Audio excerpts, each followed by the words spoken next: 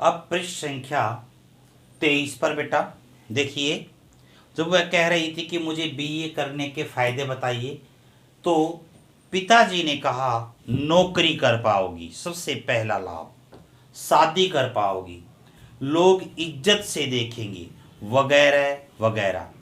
कोई तर्क विश्वसनीय न लगा, न रेणु को न खुद उन्हें।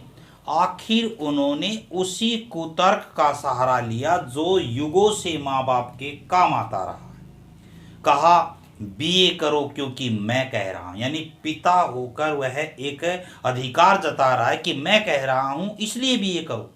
रेणु ने बीए तो कर लिया, पर सिर्फ पिता की खुशी के लिए, यानी पास होने लायक नंबर लाकर। सच बोलने में वह माँ से भी 2 कदम आगे है। गनीमत यह है कि आधा समय उसके सच सुनकर लोग सोचते हैं वह मजाक कर रही होगी, इसलिए बिना मेहनत वह लोगों को हंसाए रख लेती है। आज भी उसे कोई इत्र भेंट करता है तो वह कहती है नहीं चाहिए, मैं तो नहाती हूँ। इत्र यानी सुगंधित पदार्थ या द्रव्य पदार्थों का लेप करना। तीसरे नंबर पर चित्रा है। वह कॉलेज पढ़ने तो जाती थी, पर खुद पढ़ने से ज्यादा दिलचस्पी औरों को पढ़ाने में रखती थी, इसलिए इम्तिहान में उसके अंक कम और उसके शागिर्दों के ज्यादा आते थे, उसके साथ रहने वालों के ज्यादा आते थे। पर अपने यहाँ सब चलता था। उसकी शादी का वक्त आया तो उसने एक नज़र में लड़का पसंद करके ऐलान कर दिया कि शादी करेगी तो उसी से। मुश्किल यह थी कि हमारे माँ बाप ही नहीं, खुद लड़का भी उसके निर्णय से वाकिफ नहीं था। पर उसका कहना था वह जो सोच लेती है करके रहती है, तो उसकी शादी उसी लड़के से हुई, कोई मुश्किल पेश नहीं आई।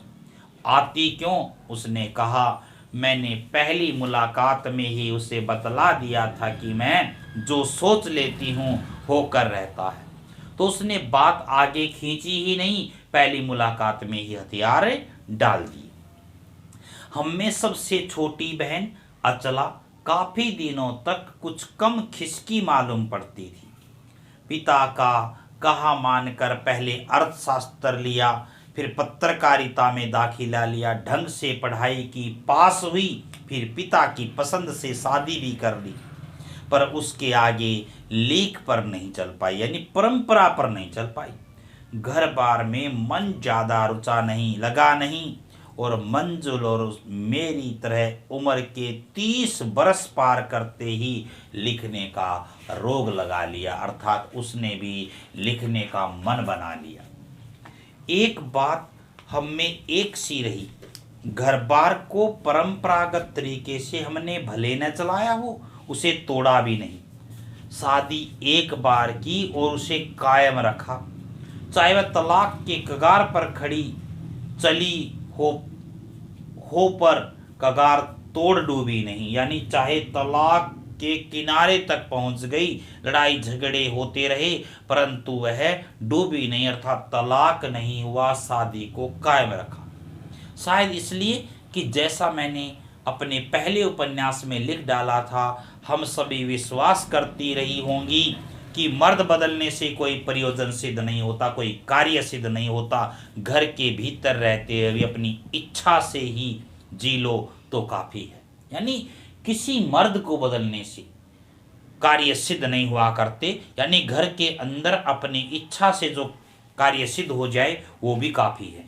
शादी के बाद मैं बिहार के ऐसे छोटे कस्बे डालमिया नगर में रही जहां मर्द औरतें चाहे पति पत्नी क्यों न हो, पिक्चर देखने भी जाते तो अलग अलग दड़बों में बैठते, यानी पुरुष अलग औरतें अलग। मैं दिल्ली से कॉलेज की नौकरी छोड़कर वहां पहुंची थी और नाटकों में अभिनय करने की शौकीन रही थी। मैंने उनके चलन से हार नहीं मानी। साल भर के भीतर उन्हीं शादीशुदा औरतों को प्राय मर्दों के साथ नाटक करने के लिए मना लिया। अगले 4 साल तक हमने कई नाटक किए, अकाल राहत कोष के लिए, यानी जो प्राकृतिक आपदा आती है बेटा उनके लिए, उन्हीं के माध्यम से पैसा भी इकट्ठा किया। वहां से निकली तो कर्नाटक के और भी छोटे कस्बे बागलकोट में पहुंच गई। तब तक मेरे 2 बच्चे हो चुके थे जो स्कूल जाने लायक उम्र पर पहुंच रहे थे, पर वहां कोई ढंग का स्कूल नहीं था। लोगों की राय पर, लोगों की विचार पर मैंने पास के कैथोलिक बिशप से दरख्वास्त की, विनती की कि उनका मिशन वहां की सीमेंट कारखाने की आर्थिक मदद से हमारे कस्बे में एक प्राइमरी स्कूल खोल दे। पहले उन्होंने कहा क्योंकि उस प्रदेश में क्रिश्चियंस जनसंख्या कम थी, यानी ईसाइयों की संख्या कम थी, इसलिए वो स्कूल वहां खोल नहीं सकते थे, इसलिए वहां स्कूल खोलने में असमर्थ थे। मैंने गैर क्रिश्चियन बच्चों को भी शिक्षा पाने लायक सिद्ध करते हुए अपना इसरार जारी रखा, अपना आग्रह, अपनी विनती। तब उन्होंने कहा हम कोशिश कर सकते हैं, बशर्ते आप हमें यकीन दिलाए कि वह स्कूल अगले 100 वर्षों तक चलता रहेगा।